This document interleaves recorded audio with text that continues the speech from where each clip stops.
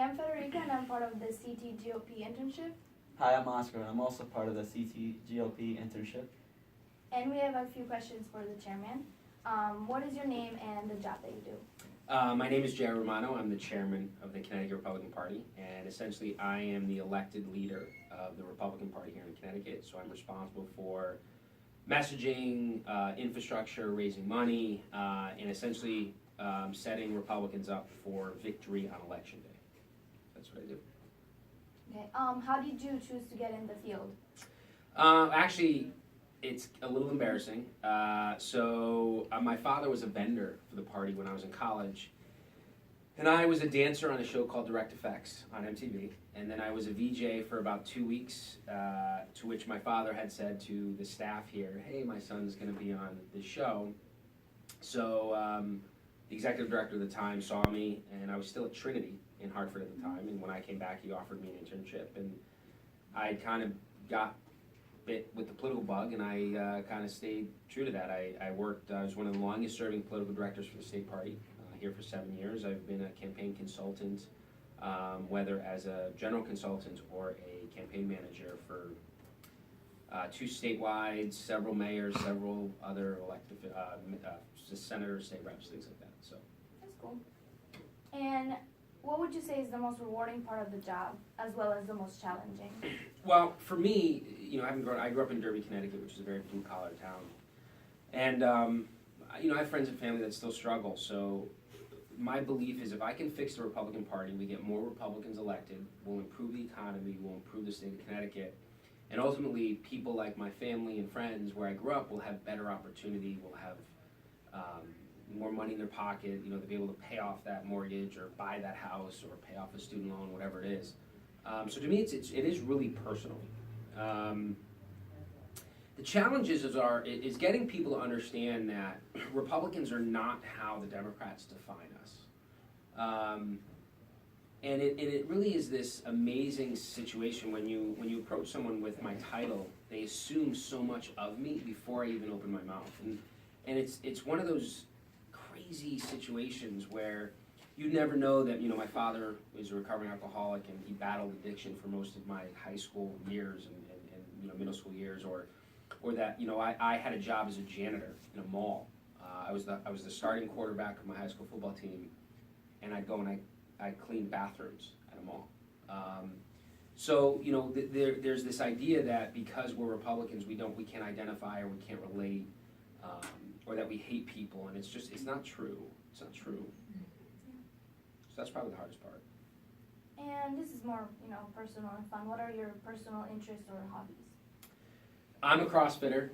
I do CrossFit competitions. I'm actually going to be in one at the end of the month. So that's kind of where it's my escape. I get to go away and do those fun, crazy workouts. I have a dog. I have a Boston Terrier who I love. She's a pain in the tail, but I love her. And family, friends. The standard stuff that everyone else wants in life. True. No, I'll turn. Okay, this is kind of a strong question to begin with. I'm certain it's not. Trust me, I've probably gotten worse. Did you ever think Trump had a shot in your eyes? I did. What's interesting about the perspective of where I grew up, when people are struggling to pay mortgages and they're looking at how much they're paying in taxes and they feel like politicians and the government has turned their back on them, that's how you end up with Donald Trump.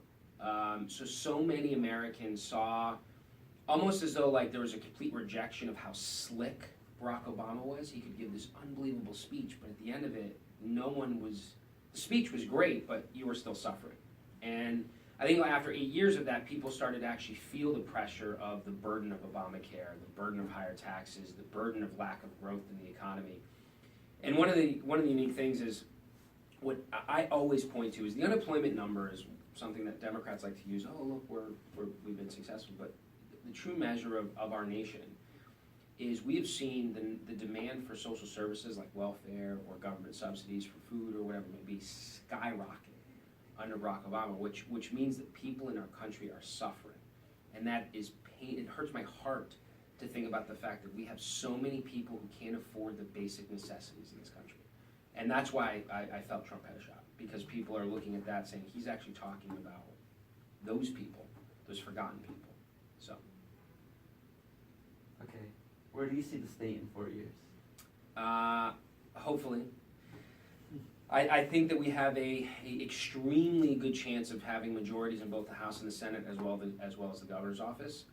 And so that would mean what happened in 2018, and with that, you're gonna see major reforms in the state. I'm hoping for a similar right-to-work package that Scott Walker did.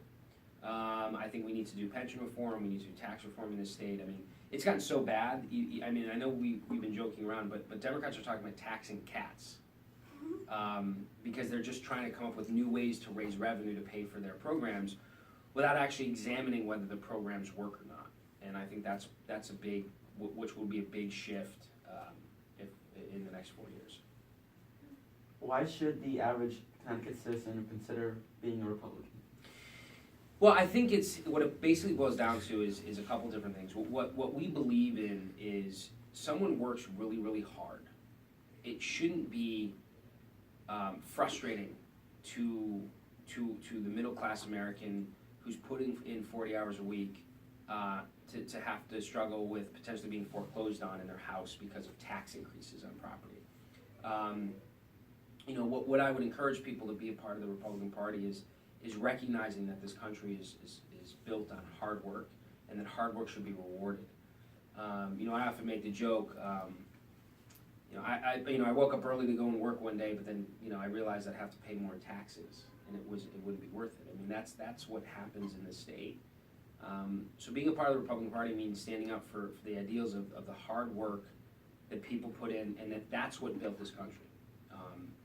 But also investing in the freedoms that allow that environment to happen, right? Protections of people who want to open a business, having the freedoms and rights like the right to bear arms, the right to send your child where you want to send your child to school versus where you have to send your child to school. The right to join a union or not. In the state of Connecticut, you don't have a choice. You have to be in a union. Now, there's semantics where you can be not in the union but you're paying either way, right? In Connecticut, we don't have the ability to say I don't want to pay at all. So Republicans are really about protecting those rights and freedoms and working to protect those hardworking Americans who just want a good school to send their kids to. They want a good job, and they want a roof over their head, that they don't have to worry that they're going to be robbed or hurt or things like that. So that's what we're focused on. What does the Republican Party want to pursue going forward? Well, I think one of the things is that we have to get better at messaging to millennials, younger people, about what we stand for, which is that those ideals of liberty and freedom, and what the Constitution really means, instead of how these liberals who have never read it want to interpret it. And we have to talk to different groups. I mean, what you're finding is that we're being labeled by Democrats that whether we hate Muslims, whether we hate gays, whether we hate minorities. So we have to get the ability to message ourselves. Because at the end of the day, it doesn't matter whether you're Muslim, whether you're black, whether you're white, Hispanic. We all want the same thing, which is roof over our heads, a job, a little money in the bank, and to send your kids to a good school. I mean, that is what can all of us can agree upon. And I think the argument is focused on how do we accomplish those goals. And I would argue that if you look at the Democrats' policies in cities like Hartford or Bridgeport or New Haven, who've been in Democrat control for 50 years, their policies are failure. And I'm hoping that there's people in those communities that see that and give Republicans a chance. Where can people learn more about the Connecticut Republican Party? Well, you can always go to the website, right? You can certainly ct.gop. You can join our we send out fun emails. We will ask for money, but we send out fun and interesting perspectives. We are certainly more than willing to kind of give a perspective. I mean, I spent probably 30 minutes on the phone today with a Democrat who was questioning me on the refugee issue and the travel restrictions that President Trump put in order. But it was a very cordial conversation, it was a difference of opinion, but you can also call our office, 860-422-8211, and you can ask, and I'll be more than happy to have a conversation about, where the Republican Party stands and what we believe in. Thank you. Oh, no problem, thank you guys.